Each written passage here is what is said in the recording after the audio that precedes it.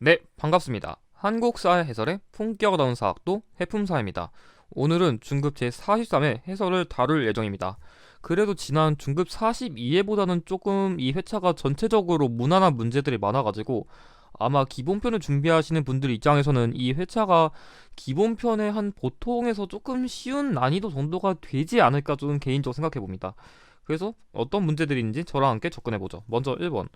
가 이 유물이 처음 사용된 시대의 생활 모습을 다루는데 일단 미시 뾰족하고 뭐 식량 저장, 운반 조리 등에 사용하는 일단 이 토기는 여러분들이 중급편 그러니까 기본편 수준에서는 그런 걸 잘 알아둬야 되거든요. 그러니까 토기랑 관련, 토기라기보단 정확하게는 그런 유물과 관련된 사진을 눈에 익숙하게 해두는 게 좋아요. 이런 거 힌트로 줄 확률이 높거든요. 아무튼간에 이 비싼 무늬 토기랑 관련된 이 시기는 신석기예요.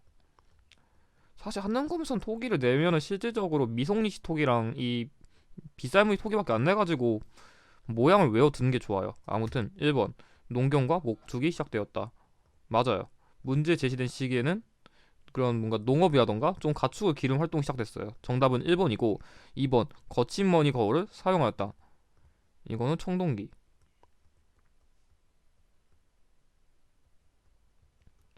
3번 주로 동굴이나 막집에서 살았다. 이거는 구석기.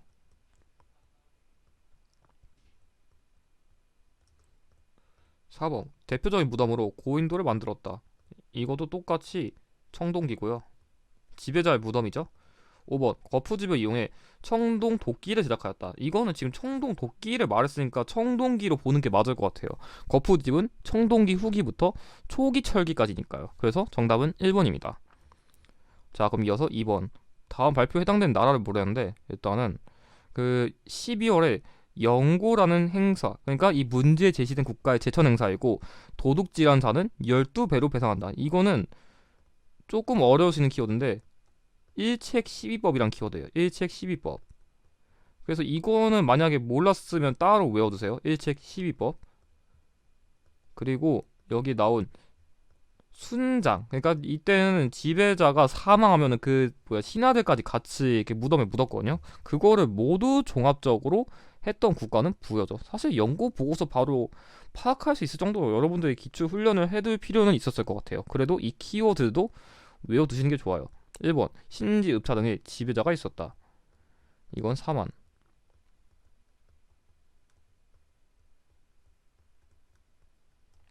안 맞고요. 2번 혼인 뭉습으로 민면 의제가 있었다. 이거는 옥저.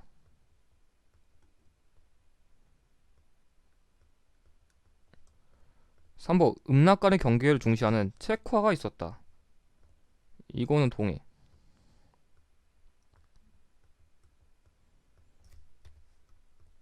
4번 여러 가들이 별도로 사출도를 주관하였다. 맞아요. 문제 제시된 국가는 마가, 우가, 저가, 구가 등의 그런 동물의 관직을 따서 이렇게 사출도를 만들었죠. 정답 4번이고요. 5번 사회 질서를 유지하기 위해 번금 팔조를 만들었다. 이거는 고조선. 그래서 정답은 4번입니다. 이 문제도 크게 어렵진 않았어요. 자, 3번. 그럼 이어서 교사의 질문에 대한 학생의 답변을 물었는데 여기서는 김해대성동 고분군과 판가봇이 나왔거든요. 이거 봤으면 딱 나와야 돼요. 가야. 일단 문제 제시된 국가가 남쪽에 위치하기도 하고 제가 가야 관련하면 딱 네 가지 외우라고 했어요. 김수로, 철과 관련된 문화유산, 그리고 고분, 김해대성동 고분군, 고령 고분군, 그리고 신라에 의해 멸망했다. 그 네 가지만 외우면 다 풉니다. 1번 낙남과 외에 철을 수출하였다. 말 그대로죠. 김수로, 철, 고분, 신라의 멸망. 정답 1번이고요. 2번 골품제라는 신분 제도가 있었다. 이거는 신라. 10개 보면 통일신라까지 가능해요. 3번 태학을 설립하여 인재를 양성하였다. 이거는 고구려의 소수림 왕부터예요. 일단 여기서는 그냥 나라라고 했으니까 고구려만 적어드릴게요. 고구려의 소수림 왕. 4번 향, 부곡소 등의 특수 행정구역이 있었다. 사실 이건 넓게 보면은 통일신라부터 조선 초기까지 가능한데 그냥 한능검 수준에서는 어차피 고려밖에 안 되거든요 사실상. 그래서 그냥 고려 시대로 외워도 될 것 같아요. 5번 정사항회의에서 국가의 중대사를 결정하였다. 이거는 백제. 고구려는 제갈회의, 신라는 화백회의, 그래서 정답은 1번입니다. 자, 그럼 이어서 4번. 밑줄은 그에 대한 설명을 물었는데 어디 장수왕이 아버지인 그의 업적을 기리는 내용이 담긴 이걸 만들었고, 신채호 선생님은 조선상고사에서 북방 세력을 제압하고 영토를 크게 넓혔다고 했어요. 그러니까 일단은 이 문제에 제시된 비석은, 그러니까 아버지의 그런 업적, 그러니까 장수왕이 아버지 업적을 기리는 광개토 대왕 능비를 말하는 거예요. 광개토 대왕 능비랑 그 중원 고구려비, 지금으로 치면 숭주 고구려비는 모두 장수왕 시기에 만들어졌어요. 그리고 이거는, 그러니까 우리가 한반도가 대충 이렇게 있다면 광개토 대왕은 주로 북쪽으로 영토를 넓혔고 장수왕은 남쪽으로 영토를 넓힌 사례가 많다는 것도 기억해 두는 게 좋습니다. 1번 수도를 평양으로 옮겼다. 이거는 장수왕. 그래서 이거 헷갈리면 안 되고요. 설마 장수왕을 보고서 이렇게 푸셨으면 안 됩니다. 아무튼 2번 국호를 남부여로 바꿨다. 이거는 성왕. 이때 수도를 사비로 옮겼죠. 3번 영락이라는 연호를 사용했다. 아, 이거 조금 어려울 수 있었는데 이거 문제에 제시된 왕이 쓴 연호예요. 그러니까 우리나라의 최초의 연호로서 의미가 있는데, 아무튼 광개토 대왕이 쓴 연호로서 정답은 3번이에요. 이거는 조금 어려울 수 있었을 것 같아요. 4번 지방의 22담로에 왕족을 파견하였다. 이거는 무령왕. 무령왕은 솔직히 22담로랑 그 벽돌 무덤, 그러니까 무령왕릉 외엔 내는 키워드가 거의 없다 봐도 돼요. 5번 화랑도를 국가적인 조직으로 개편하였다. 이거는 진흥왕. 그래서 정답은 3번입니다. 선지가 조금 어려울 수는 있었을 것 같네요. 아무튼 5번 다음 답사 지역을 지도에서 옳게 찾은 걸 물었는데 여러분들이 좀 어려워지는 지역사네요. 일단은 키워드가 여기서는 무왕비가 묻힌 것. 그러니까 일단 무왕은 그 여기 나온 이 미륵사지 석탑이랑 관련된 왕인데, 일단 무왕은 사비 시기의 왕이거든요. 그래서 그거랑 좀 연결될 수 있는 지역을 찾아야 되고, 일단은 제일 중요한 거는 이거예요. 이거. 그러니까 이 지역에 있는 문화유산 중에 대표적인 게 미륵사지 석탑이거든요. 그래서 제가 보기에는 이 미륵사지 석탑의 위치를 보고서 정답으로 3번을 찍었어야 돼요. 왜냐하면 그 미륵사지 석탑이 전북 익산에 있거든요. 그래서 무왕 시기에 익산 지역에 미륵사지 석탑을 만든 거를 알면 풀고 모르면 못 풀었을 것 같은 조금 어려운 문제였어요. 참고로 이 익산 지역이랑 관련해가지고 하나 더 나온 게 있거든요. 금마저. 그러니까 그 고구려 부흥 운동과 관련해서 금마저 지역에 그런 안승이 보덕국을 세운 것도 그 익산 지역이랑 관련된 키워드거든요. 그래서 이 문제는 이걸 알았으면 풀었을 텐데 아마 몰랐으면 어려웠을 것 같아요. 그래서 만약에 그냥 알면 그냥 넘기면 되고, 몰랐으면 이 세 가지 키워드 바탕으로 익산 지역과 관련됐다, 그냥 외우시고 그냥 간단하게 넘어가시는 게 좋을 것 같습니다. 그래서 정답은 3번입니다. 자, 그럼 이어서 6번 가나 사이에 시기에 있었던 사실을 물었는데, 지역사 유형도 어려운데 이것도 좀 어려운 유형인데, 이건 여러분들이 흐름을 아는 게 중요해요. 일단 고구려에 군사 지원을 요청하러 김춘추가 감금됐고 중령 서북의 땅을 돌려달라는 고구려 요구에 응하지 않았대요. 일단 가해사료는 그렇고, 나해사료에서는 백강전투에서 백제 부흥 세력과 외의 군대가 대패했다. 일단 두 가지를 기억해야 되는데, 먼저 일단 이 시기랑 관련된 거 먼저 얘기해주면은, 여기다 좀 옮겨드리면 642년에 백제의 의자왕 시기에 대야성 전투가 발생했어요. 그래서 이 전투로 인해 가지고 그런 김춘추랑 관련된 가족들이 사망했어요. 그래가지고 당시에 그 김춘추가 고구려에 처음 가가지고 그 고구려의 보장왕에게 군사를 요청했는데, 군사 받고 싶으면 니네가 뺏은 땅 돌려줘, 안 그러면 안 줄 건데. 그래서 응, 안 줄 건데 했다가 감금된 거거든요. 그래서 고구려 저는 거절을 당한 이후에 다음에는 당나라로 갔어요. 당나라로 가가지고, 이야 당나라 형님 좀 멋있는데 저희랑 동맹 좀 맺지 않을래요? 저 지금 군사도 필요한데 멋진 당나라 형님이랑 동맹 딱 맺고 싶다니까 당나라가 오케이 하고서 그때 맺은 게 나당 동맹이에요. 그러니까 고구려 실패한 이후에 당나라로 넘어가서 동맹을 체결한 게 648년이에요. 그 이후에 백제를 황산벌 전투에서 멸망시키고 부흥운동이 발생했는데 그 부흥운동의 대표 사례가 여기 나온 백강 전투예요.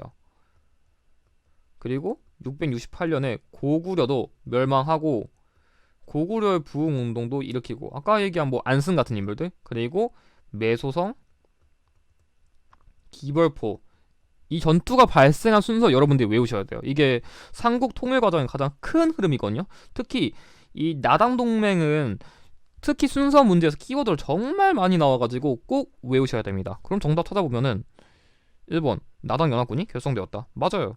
앞서 설명드렸듯이 이거 실패했으니까 당나라 가서 연합 맺었다. 정답 1번이고요. 2번 신라가 대가를 병합하였다. 이거는 진흥왕 시기인데 이거 562년. 그래서 이전이랑 안 맞고요. 백제가 수도를 사비로 옮겼다. 이거는 백제 성왕 시기인데 538년이라 역시 이전이고요. 참고로 지금 가해 시기는 642년 이후입니다. 4번 백제가 동진으로부터 불교를 수용하였다. 이거는 384년 그 백제 침류왕 시기인데 역시 4세기 키워드라 안 맞고요. 5번 고구려가 살수에서 수의 대군을 격파하였다. 살수대첩을 말한 건데 역시 612년이라 안 맞습니다. 심지어 이때는 아직 보장왕 즉위도 안 했어요. 그래서 정답은 1번입니다.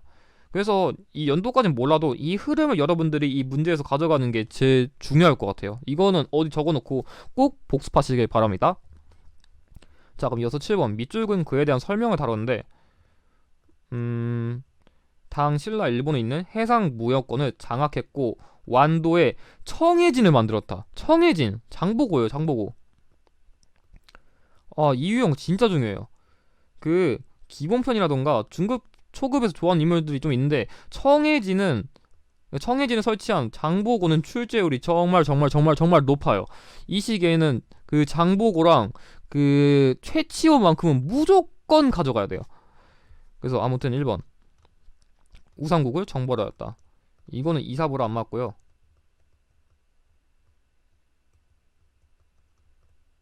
2번 강동 육지를 획득하였다. 이거는 고려시대 서희. 외교술로 그 영토를 조금 더 넓힌 데 기여했죠. 한 지역을 치면 여기쯤? 이쯤이라 보면 되고. 3번 왕후천축국전을 저술하였다. 이거는 해초.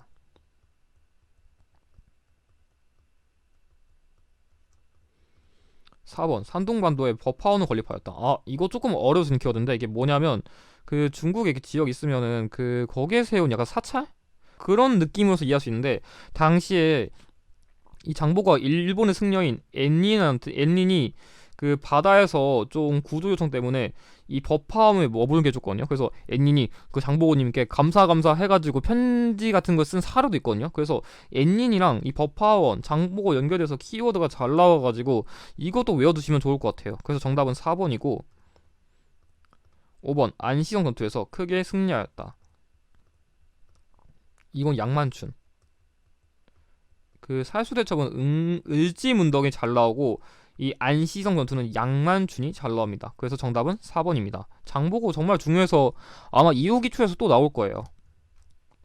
자, 그럼 이어서 8번 다음 문화유산이 제작된 시기에 볼 수 있는 그 모습을 다뤘는데 뭐 이런 거 다 몰라도 되고 일단 구산선문 중 하나인 성주산문을 개창했고 그러니까 여기서는 너무 어렵게 이해하지 말고 이 구산선문이나 단어가 언급되면 이 시기랑 관련된 선종을 기억하면 돼요. 선종.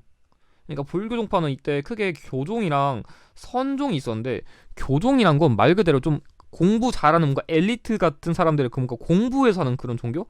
그러니까 정말 학술적으로 정말 깊게 파고드는 그런 엘리트적인 느낌이 교종이라면 선종은 내가 좀 그런 머리는 없어. 공부는 그렇게 하기 싫은데 그래도 내 마음속에 나무아미타불 관세음보살 이런 식으로 뭔가 실천이라던가 노력만 하면 누구나 구원받을 수 있다는 조금 더 실천적인 거를 강조하는 게 선종이에요.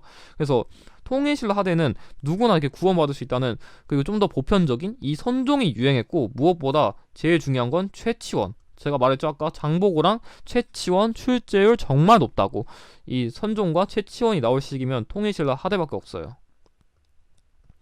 그래서 통일신라 하대 내면은 키워드가 크게 3가지 정도 될 수 있는데 여기 언급된 선종이랑 최치원과 그리고 호족이 언급될 확률이 높습니다. 아무튼 그러면 분석해보면 1번 청화백자를 만드는 도공. 이거는 조선 후기. 그러니까 청화 백자 자체는 조선 초기부터 만들긴 했는데 유행한 건 후기부터입니다. 2번 성균관에서 공부하는 학생. 이거는 조선. 3번 선종사찰을 후원하는 호족. 맞아요. 아까 제가 얘기한 게 이 내용이거든요. 그래서 정답은 3번이고 4번 금속활자로 불경을 인쇄하는 승려. 이건 고려시대. 승려가 좀 많이 언급되려면 고려시대 외에는 사실상 잘 안 나온다 봐도 돼요. 그러니까 삼국시대 이후 기준으로요. 아무튼 청과의 무역으로 부를 축적한 만상. 이거는 조선 후기죠. 의주 지역을 중심으로 활동한 상인으로서 정답은 3번입니다. 그래서 최치원과 선종, 호족은 꼭 기억해 두시는 것을 저는 권장드려요. 자, 그럼 이어서 9번 문제. 일단 밑줄은 국가의 문화유산을 물었는데 일단은 대씨는 처음에 음루에 동모상을 지키고 있었는데 대조양이 도읍을 세우고 진왕이라고 자칭했고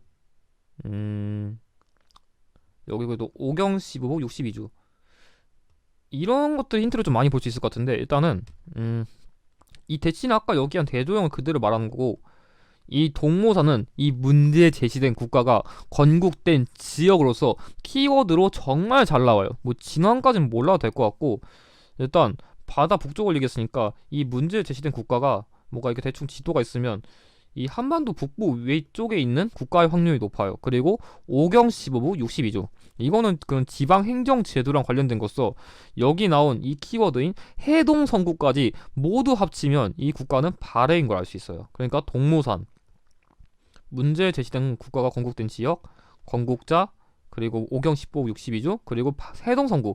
이걸 모두 합쳐서 보는 게 중요했어요. 일단 이 문제의 경우에는 제가 이 유물들 이름을 자막으로 달아드리고 1번 이건 상강청자 운하문 매병인데 고려시대 그런 문화유산이라서 안 맞고요. 2번 이게 맞아요. 이거는 문제에 제시된 국가의 석등이거든요. 그래서 석등이 언급되면은 그 발해를 출제했을 확률이 거의 높아요. 다른 국가는 석등을 거의 안 냈더라고요. 그래서 정답은 2번이고 3번 이거는 백제 금동 대학로 그런 뭔가 불교랑 도교의 성격을 융합한 문화유산의 특징이 있죠. 4번 이거는 석가탑 그 불국사에 있는 대표적인 탑으로서 그런 통일신라 탑의 양식의 정형을 계승했다는 특징이 있고 5번 이거는 백제의 칠지도 그 백제의 근초광이 일외양에게 하상 칼이라는 그런 의의가 있죠. 그래서 정답은 2번입니다. 그래서 이 동모상과 대조영 해동성국은 꼭 기억하시는 게 좋을 것 같아요. 이후 기출에서도 꼭 나와요. 자, 그럼 이어서 10번. 다음 가상 보도 뉴스 보도 이후에 전개된 사실로 옳은 걸 물었는데 이거 중급편 수준은 조금 어려워할 수는 있었을 것 같거든요.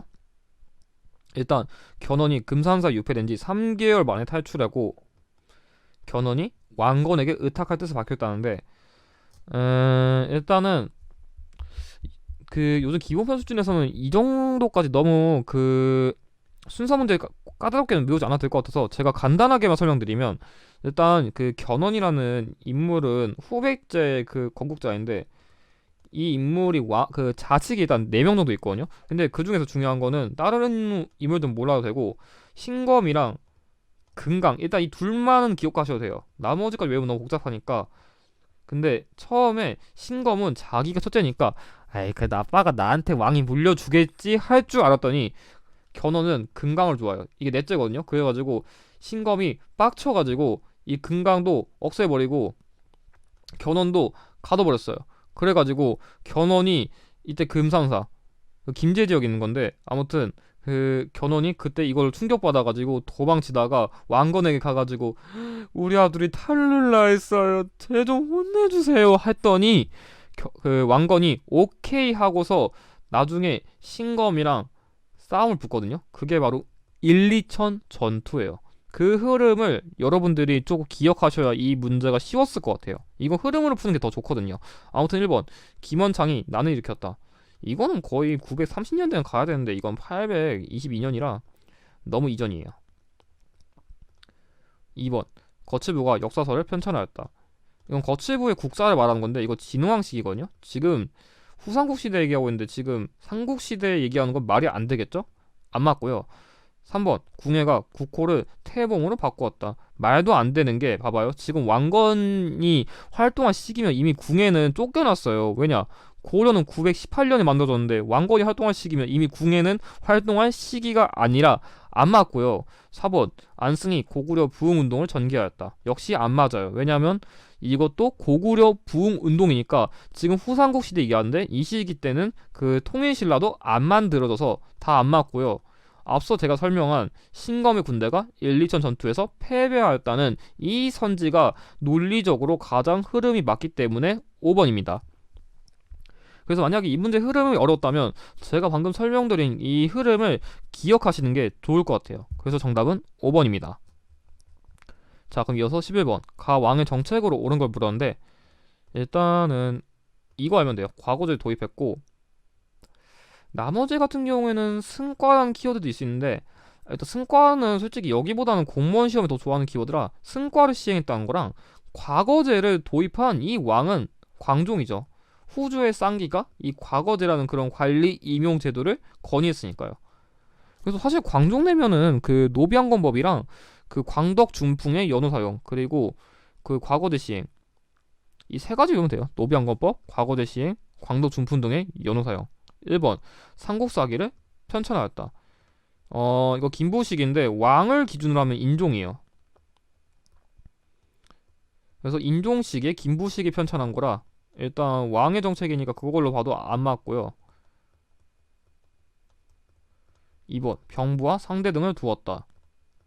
이거는 버풍왕. 지금 고려 이제 들어왔는데 삼국시대는 당연히 답이 될 리가 없겠죠? 그래서 안 맞고 3번 구주 오소경을 설치하였다. 이거는 신문왕. 이 왕식의 그런 지방 행정 제도도 정비했고 4번 노비항거법을 시행하였다. 맞아요. 이 왕식에 억울하게 노비가 된 자를 해방시켜서 호족을 견제했거든요. 정답 4번이고 5번 쌍성통관부를 수복하였다. 이거는 곤민왕. 곤민왕도 워낙 빈출도 높은 왕이라 꼭 외워야 돼요. 그래서 정답은 4번입니다. 자, 그럼 이어서 12번 다음 상황 이후 전개된 사실을 물었는데 이거 사료가 되게 딱 봐도 어려워 보이거든요. 사료 이것만 보면 여러분들 이럴 것 같은데 쫄지 마요. 이것만 하면 돼요. 이자겸과 척준경. 이자겸과 척준경. 그러니까 말 그대로 이자겸의 난이에요. 그냥 이자겸과 척준경이 군사를 동원해서 궁궐에 침입했다. 이것만 알면 여러분들 풀었어요. 이게 뭐냐면 이 이자겸이라는 거는 대표적인 문벌 귀족이거든요. 특히 문벌 귀족이면서도 이 이자겸이라는 거는 그 인종 시기에 외척으로서 그런 문벌 귀족 중에서도 좀 권력이 높았었는데 이 인물이 하도 권력이 높아지니까 견제를 슬슬 받기 시작해가지고 이자겸 슬슬 이제 좀 암살해야 되지 않을까? 쟤 너무 세지고 있어. 그래서 이자겸이 나 죽인다고? 내가 죽기 전에 너희들 먼저 처리하겠다면서 나는 일으켜가지고 권력을 임시로 장악했거든요. 그래서 이자겸은 난 이후의 키워드를 고르면 되는데 이거는 제가 선지를 분석 드리면서 설명드릴게요. 1번 전시과가 제정되었다. 이건 1126년인데 이건 거의 10세기 후반이거든요. 경종시기라서 너무 이전이에요. 문제 제시된 시기는 중기인데 이건 거의 초기거든요. 틀렸고 2번 독서상품과가 실시되었다. 이거는 원성왕. 지금 고려시대 얘기하고 있는데 통일신라가 답이 될 리가 없겠죠? 안 맞고 3번 김운돌이 난이 진압되었다. 이것도 신문왕이에요. 역시 통일신라 왕이라서 안 맞고요.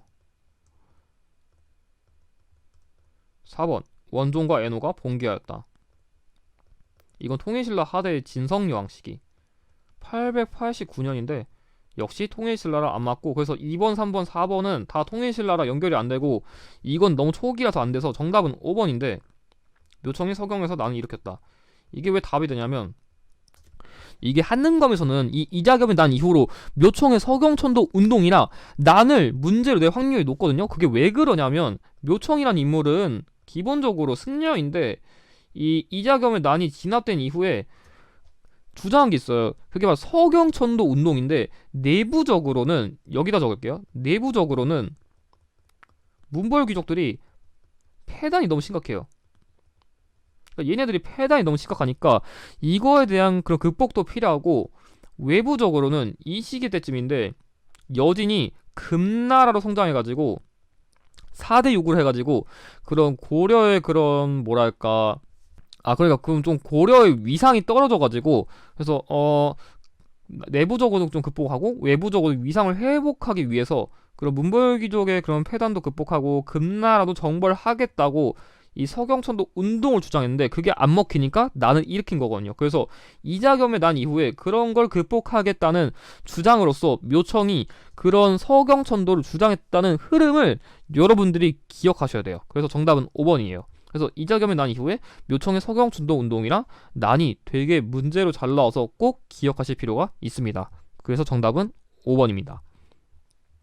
자, 그럼 이어서 13번. 다음 사건이 일어난 시기를 연표해서 옳게 고른 걸 얘기했는데, 이것도 조금 사료가 어렵긴 한데 문제 맥락만 파악하면 별로 안 어려워요. 일단 그 정중부의 종이 뭐 금령 어기고 뭐 자주색 비단 적삼을 입고 다니니까 뭐 어사대 관리가 옷을 바뀌려 했는데 뭐 다른 거 모르겠고, 정중부가 화를 내면서 병사를 거느리고 어사대로 와서 송저등을 죽이려 하니까 명종이 정중부를 두려워하여 송저를 파직하였다. 일단 제일 중요한 거는 정중부만 알면 돼요. 정중부랑 고려, 명종. 그러니까 뭔 얘기냐면 이 정중부라는 인물은 무신정권 시기의 그런 대표적인 그런 집권자예요. 그래서 무신정권 시기의 집권자로서 뭐 여기에 그 정중부의 그런 종이 뭔가 이렇게 벌을 주려고 해도 정중부가, 즉 무신이 힘이 엄청 강해져가지고 그 당시 명종 같은 왕도 함부로 무신을 견제를 못하는 시기라는 것만 이해하면 돼요. 그러니까 사실 정중부 보고 그냥 대충 무신정권 시기구나 그것만 파악했어도 이 문제 풀거든요. 그래서 그럼 무신정변 이후에 그럼 무신정권 시기가 도래이기 때문에 이 사료의 시기는 모르더라도 그냥 무신정권 시기다 그것만 알면 되니까 정답은 4번입니다. 그래서 너무 이런 문제를 어렵게 접근하려고 하지 말고 대충 어떤 그 맥락을 주려고 이걸 가져왔는지 그걸 이해하는 게 중요했을 것 같습니다. 자, 그럼 이어서 14번. 가 국가의 침입에 대한 고려 대응을 얘기했는데, 일단은 다른 여기는 별로 안 봐도 되고, 최후가 강화청도를 주장하고 그 재물도 강화도로 보냈다. 일단은 이게 최후의 강화청도인데 이게 1232년이거든요. 근데 그 고려시대 역사에서 수도까지 천도하면서 그 외세에 대한 침입에 대응한 거를 오랫동안 지속한 그런 외세는 몽골 외에는 없어요. 그래서 강화청도를 몽골식이 했다는 걸 알면 풀고 모르면 못 푸는 문제였어요. 근데 워낙 중요하고 자주 나온 키워드라 이거는 꼭 기억하셔야 됩니다. 가급적이면 연도 외워두세요. 아무튼 1번 동북구성을 축조하였다. 이거는 여진. 별무반의 활동 이후에 세워진 거죠. 윤관에. 2번 화통도감을 설치하였다. 이거는 왜구. 최무선이 만든 그런 화약 관련 그런 기구죠. 3번 초조대장경을 존판하였다. 이거는 거란. 참고로 이 몽골과 관련된 거는 초조대장경이 아니라 팔만의장경입니다. 자, 4번 지방군을 소고군 체제로 개편하였다. 이거는 조선시대 한 후기쯤은 가야 되는데 그냥 쉽게 말하면 그냥 좀 계급 관계없이, 계급이라보기보다 신분 관계없이 그냥 평상시 일하다가 뭔가 좀 전쟁 같은 그런 유사시? 그럴 때 그냥 동원되는 일종의 그냥 예비군 같은 거라 생각하면 될 것 같아요. 아무튼 안 맞아서 정답은 5번인데 처인성에서 적당 사리타를 사살하였다. 맞아요. 이 문제에 제시된 그런 외세랑 관련된 2차 침입 시기의 사실이거든요. 정답은 5번이고, 추가적으로 이 몽골과 관련해서 처인성 외에 5차랑 관련된 충주성 전투도 있거든요. 그래서 아마 제가 보기에는 그 기본편 수준에서는 이 2차 처인성 전투랑 5차 충주성 전투랑 1차에 한 그 박서란 인물이 있거든요. 한 그 정도만 외우셔도 엔간한 문제는 다 풀 것 같아요. 아니면 넓게 보면 항용사, 구축, 목탑, 소실 이 정도까지. 그래서 한 그 정도 키워드만 기억하시면 좋을 것 같아요. 다른 외세에 비하면 내 키워드가 많거든요. 자, 그럼 이어서 15번. 다음 자료에 나타난 시기의 경제 상황을 물었는데 제가 보기에는 10번대에서 경제 낸 거 보니까 고려일 것 같아요. 전 좀 야매로 풀긴 하는데 제가 고려시대 경제 상황은 딱 그 세 가지 강조해요. 화폐, 권원중보, 해동통보, 활구, 그리고 그 병난도랑 예성강, 그리고 경시서. 아주 가끔 뭐 목화라던가 뭐 2년 3 2년에 3번의 뭐 윤작법 이런 것도 내긴 하는데 엔간해서는 뭐 키워드 안 변할 것 같긴 해요. 아무튼 1번. 여기서는 사료 자체는 좀 어려운 걸 냈는데 일단 우왕이란 키워드가 있고 여기에 최영이란 키워드도 있네요. 그래서 일단 고려 말기의 왕인 우왕이랑 최영이란 키워드를 보고서 고려시대 추측했어야 될 것 같아요. 이거 뭐 사료 맥락 자체는 그렇게 썩 엄청 중요한 건 아닌 것 같고 제가 보기엔 그냥 인물 내려고 사료를 활용한 것 같은데 아무튼 고려시대 인물들이라 그거를 아는 게 중요했을 것 같아요.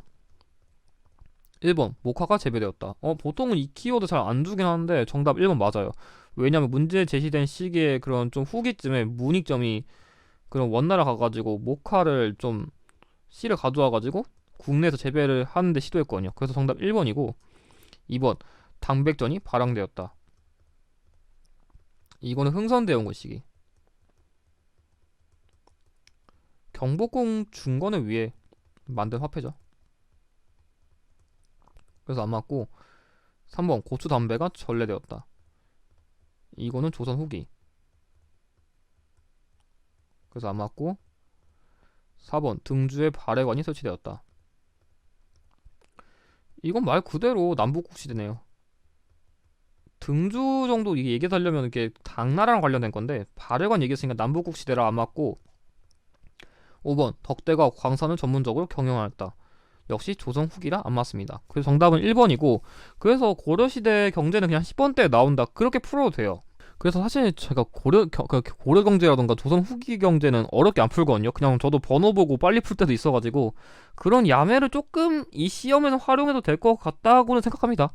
아무튼 16번 다음 자를 활용한 탐구 활동으로 가장 적절한 걸 얘기했는데 조광조가 기한간지 뭐 왕의 노여움이 안 풀려가지고 이런 인물들이 상소해서 조광조를 헐뜯어서 조광조에게 사약을 내리고 이런 인물들을 칭찬하며 술을 내려주라고 명하였다는 이 사건은 기묘사화예요.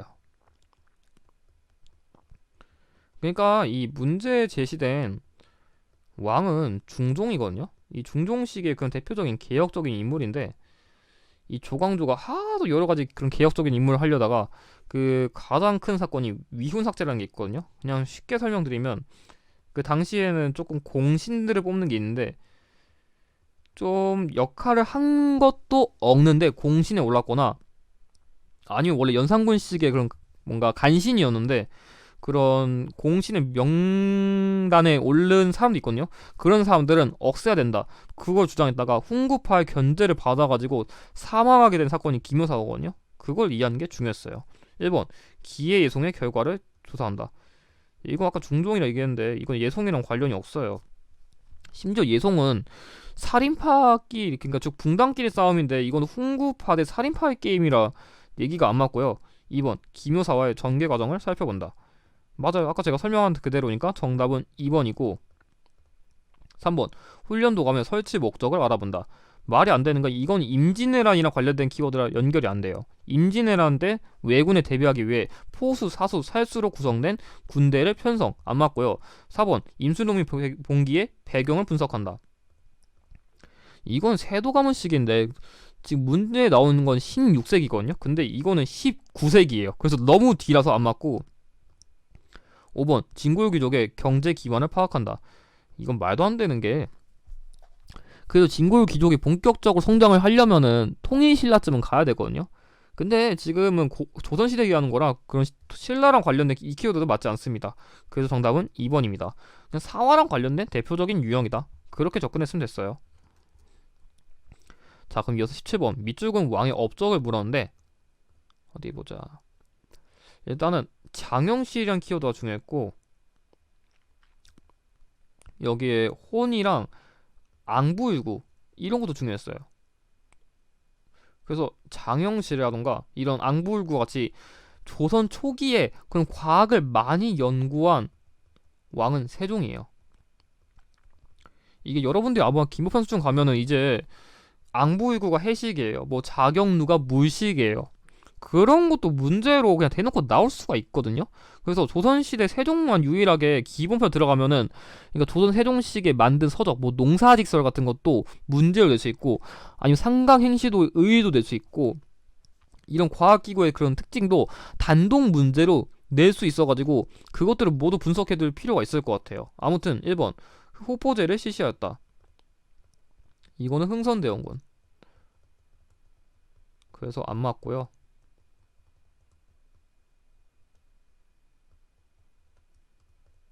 2번 한양으로 천도하였다. 이거는 이성계.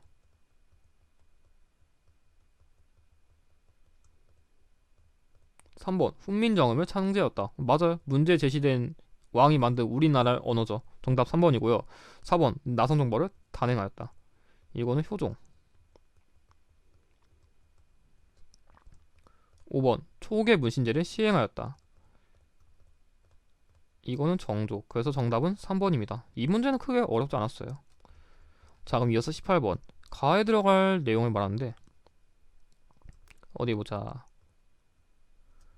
조카인 단종을 몰아내고 즉위한 왕이고 왕권을 강화하기 위해 경연을 폐지했다는데, 일단 다른 건 모르겠어도 이 조카인 단종을 몰아냈다는 건 단종 이후에 즉위한 왕이란 건데, 이거는 개유정난이랑 관련된 키워드거든요. 사실 자기가 왕 하고 싶어가지고 조카 몰아내고 왕 된 거죠. 그 왕은 세조예요. 그래서 사실상 단종 자체를 직접적으로 내는 문제는 지금까지 없었거든요. 그래서 단종을 몰아냈다는 얘기 나오면 바로 세조다, 그렇게 풀어도 되긴 합니다. 아무튼 1번 속대전을 반포하였다. 이거는 영조랑 관련된 키워드라 안 맞고요. 2번 이군 6위를 설치하였다. 이건 시기가 아예 말이 안 되는 게, 이건 고려시대예요. 지금 조선시대 다루니까 틀렸고요.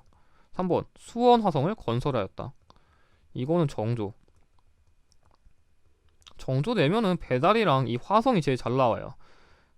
4번 육조 직계제를 부활하였다. 맞아요. 왕권 강화를 위한 입장에서 그 의정부의 그런 논의 안 거치고 바로 육조로부터 그런 뭔가 건의사항 그런 것들을 바로 받게 했죠. 그래서 정답 4번이고, 5번 팔만대장경을 제작하였다. 이것도 고려시대랑 안 맞아요. 굳이 왕을 얘기한다면 그 고려 고종 때 완성되긴 했거든요. 근데 뭐 한능검 수준에서 그렇게까지는 몰라도 될 것 같아요. 그래서 정답은 4번입니다. 그래서 여기까지는 아직 나쁘지 않았어요. 문제가 그 저번보다는 대체로 무난한 편이긴 해요.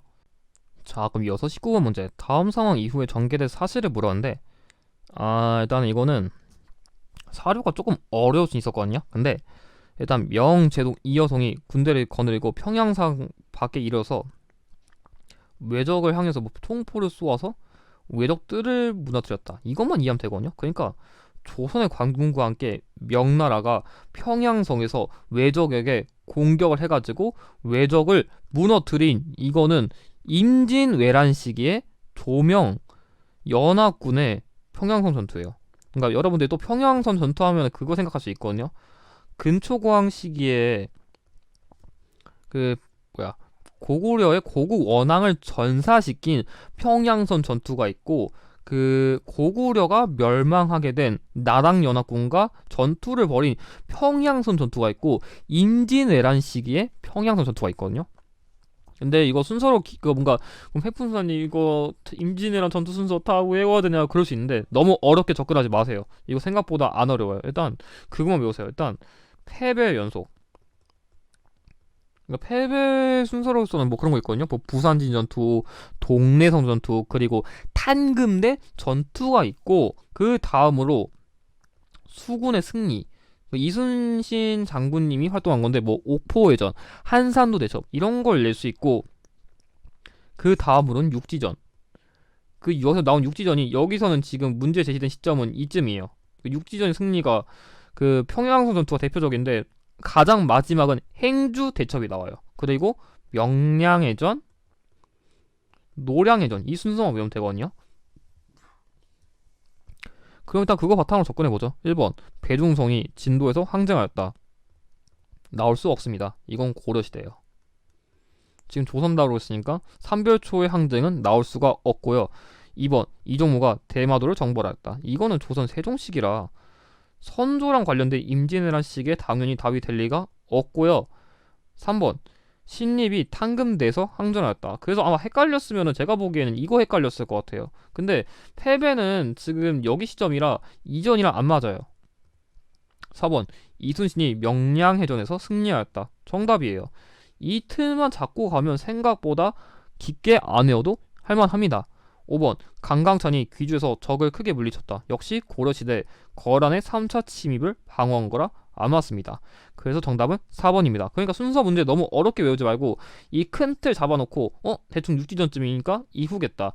패배했으니까 수군이나 육지전 나오겠다. 그런 식으로 접근해 여러분들이 조금 더 쉽게 풉니다. 자, 그럼 이어서 20번 문제. 가에 들어가 세시풍속으로 옳은 걸 물었는데 일단 이 문제 같은 경우에는 불의 사용을 금한날이라는 키워드가 더 중요했고 춘추시대 그 계자추고세라는 말이 있는데 이게 제 기억엔 그거거든요. 뭔가 계자추라는 그런 뭔가 좀 왕이 그렇게 데려오고 싶은 신하가 있었는데 이 계자추가 안 들어오고 산에 응거하니까 그 계자추가 산에 응거한 지역에다 불을 질러놓고 니 나올 때까지 불 안 끌 거야 했더니 진짜 끝까지 안 나왔거든요. 그래서 너무 안타까워해가지고 그때 아마 이 인물이 사망한 시기랑 관련해가지고 하루 정도는 너무 그 슬픔을 기리기 위해서 불을 쓰지 않고 찬 음식만 먹는 그런 날을 만들자고 한 게 이 고사라고 기억하고 있어요. 아무튼 여기서 또 그런 듯이 차가워진 음식을 그대로 먹었고 조선시대 4대 명절 중 하나로 불렸다는 이 날은 한식이에요. 사실 이 문제는 한자를 알았으면은 차가워진 음식을 그대로 먹는다는 게 말 그대로 찰 한자에 먹는다는 식을 알면은 3천 풀어요. 사실 한자를 알면 이 문제 진짜 쉬웠거든요. 그래서 이 한식이라는 게 이런 유래를 가진 날이구나. 그렇게 이해하시면 여러분들이 조금 더 문제를 쉽게 접근할 수 있을 것 같아요. 나름대로 문제 속에 힌트를 많이 숨겨두니까 그런 점을 잘 파악하시면 좋겠습니다. 그래서 정답은 3번입니다. 자, 그럼 이어서 21번 가 왕의 제위 기간에 있었던 사실을 물었는데 이거는 인목 대비를 유폐하고 서인 세력이 인조 반정을 일으키는 명분이 됐다는데 우리나라에서 그 조선시대에 반정으로 쫓겨난 왕은 2명밖에 없어요. 중종 반정으로 쫓겨난 연산군과 인조 반정으로 쫓겨난 광해군밖에 없어요. 그래서 반정으로 쫓겨난 왕은 여기 군으로 붙인다는 걸 기억하면 좋아요. 참고로 이 왕이 처음엔 그 정치에 나오면 잘했는데 나중 가서는 자기의 엄마의 인목 대비도 유폐하고 영창대군도 사사할 정도로 약간 좀 폭정을 나중에 많이 해가지고 평가가 많이 엇갈립니다. 아무튼 1번 과전법이 시행되었다. 이거는 고려시대 공양왕 시기부터 시행됐으니까 거의 고려 말 조선 초 시기라서 안 맞고요. 2번 탕평비가 건립되었다. 이거는 영조. 그래서 안 맞고요. 3번 장효영이 설치되었다. 이거는 정조라서 안 맞고요. 4번 만동묘가 철폐되었다. 이건 흥선대원군인데 그냥 서원 철폐랑 같이 했다고 기억해 두시면 좋을 것 같아요. 참고로 이 만동묘라는 건 그 명나라 때 아까 말한 임진왜란 시기에 우리나라에 군사라던가 물자를 지원해준 그런 명나라 만력제라는 그런 황제를 기리기 위해 만든 그런 사당 같은 거라고 기억하시면 됩니다. 그래서 정답은 5번인데 동의보감이 편찬되었다. 광해군 시기에는 앞서 다룬 임진왜란으로 인해서 전염병도 심해지고 좀 먹고 살기 힘드니까 일단은 그런 전염병을 막기 위해서 허준을 시켜가지고 동의보감을 만들게 했어요. 그래서 정답은 5번입니다. 자, 그럼 이어서 22번 다음 가상 뉴스 보도 이후에 전개된 사실을 물었는데 오늘 문제는 뭔가 좀 이후 문제가 많네요. 아무튼 그 도망친 이괄 잔당 한용 등이 후금에 투항한 것을 밝혀져가지고 이들이 친명 배금을 펼치고 있는 조정을 비방할 경우 후금과의 심각한 외교적 말차이 발생할 것이 예상된다는데 이거는 제가 좀 흐름을 설명드릴게요. 일단 앞서 제가 인조 반정을 얘기했잖아요. 인조 반정을 통해서 인조가 즉위를 했는데 이 인조가 반정을 일으키려면 그럼 도와줄 사람도 있잖아요. 그게 대표적으로 이괄이거든요. 근데 이 이괄이 나름 자기 땅에서 열심히 싸웠는데 2등 공신에 책봉돼가지고, 그러니까 자신의 그런 공로를 인정받지 못한 거에서 화가 나가지고 난을 일으켰거든요. 근데 그 난이 실패해가지고 그 잔당들이 도망을 간 거예요. 그러니까 문제 제시된 시점은 이거 실패한 이후거든요. 근데 얘네들이 저기 조선 조정 더럽게 나쁜 애들만 있어요. 그래서 후금 가서 쟤네 좀 혼내주세요 하니까 이괄에 난 이후에 후금이 오케이 하고서 처음 침략한 게 정묘호란이에요. 그래가지고 이 시기에는 뭐 정봉수라던가 이립 같은 인물들이 용골산성에서 항전했는데 이때는 형제 관계만 맺고 돌아갔는데, 이후에 병자호란, 그러니까 청나라로 좀 이렇게 레벨업한 이후에 병자호란을 일으켜가지고 군신관계 요구 받을 거야 안 받을 거야 하는데 거절해서 침략을 한 뒤로, 이때 결과적으로 남한산성에서 항전하다가 실패해가지고 인조가 삼배구 고두례라는 거를 해가지고 결과적으로 군신관계를 맺은 이 네 가지 흐름을 꼭 기억하는 게 이런 순서 문제에서 한능검이 좋아하는 또 대표적인 유형이에요. 이건 어디 적어놓으세요. 아무튼 1번 정묘호란이 일어났다. 맞아요. 아까 제가 설명드렸으니까 더 깊은 설명 안 드릴게요. 2번 사군육진이 계속되었다. 이거는 세종. 지금 인조랑 관련된 거 얘기하니까 안 맞아요. 참고로 여기 나온 건 전부 다 인조입니다. 3번 기유학조가 체결되었다. 이거는 광해군 시기예요. 광해군은 인조보다 이전에 즉위했으니까 안 맞죠. 4번 정동행성이 설치되었다. 이거는 그냥 고려 원 간섭기를 외우세요. 이거 왕까지 굳이 외울 필요는 없어가지고 그냥 고려 원 간섭기에 그런 일본 원정을 위해서 만든 기구이다. 그것만 기억하시면 되고, 5번 천리장성이 축소되었다. 이거는 두 가지를 얘기할 수 있는데, 그 고구려 시대 살수대처, 그러니까 수나라를 막은 이후에 그 이후에 세운 부여성부터 비사성까지 세운 천리장성이 있고, 거란의 침입을 막은 이후에 고려시대에 세운 천리장성이 있거든요. 그래서 이거는 맥락을 보는 게 중요한데, 참고로 고려시대 천리장성은 압록강부터 도련포까지 있었습니다. 아무튼 간에 그거는 좀 맥락을 봐야 되는데, 제가 보기에 이거 정답은 된 적은 거의 없긴 해요. 그래서 정답은 1번이에요. 사실 이거는 이 순서를 이해하는 게 제일 중요했습니다. 자, 그럼 이어서 3번. 이 기구는 외적의 침입에 대비하기 위해 설치되었다가 임진왜란을 거치면서 기능이 확대되고 국정 전반을 총괄하게 되었다. 비국 죽사도 불린 이 기구는 무엇일까요를 물어봤는데, 이것도 일단 간단하게 설명을 드리면, 일단 삼포외라는 계기로 중동식에 처음 만들었어요.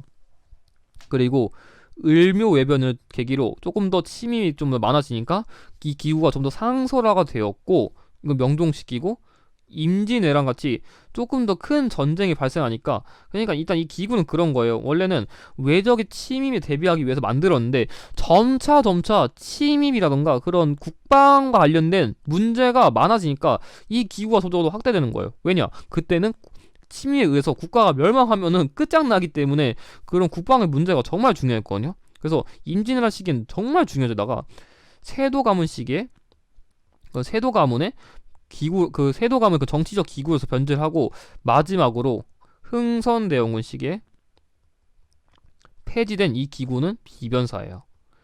사실 중급 수준에서 이 흐름을 꼭 그렇게까지 기억 안 해도 되는데, 그래도 여러분들한테 좀 흐름을 설명드린 게 좋을 것 같아서 그냥 간단하게 설명드렸습니다. 그냥 왜 이게 점차 역할이 확대됐는지, 전쟁 때문이다. 왜냐? 그땐 국방 문제가 중요했으니까. 그것만 기억해도 될 것 같아요. 아무튼 나머지는 의정부, 이거 같은 경우에 그냥 조선시대의 그런 국정 총괄 기구라서 안 맞고, 그 정도감.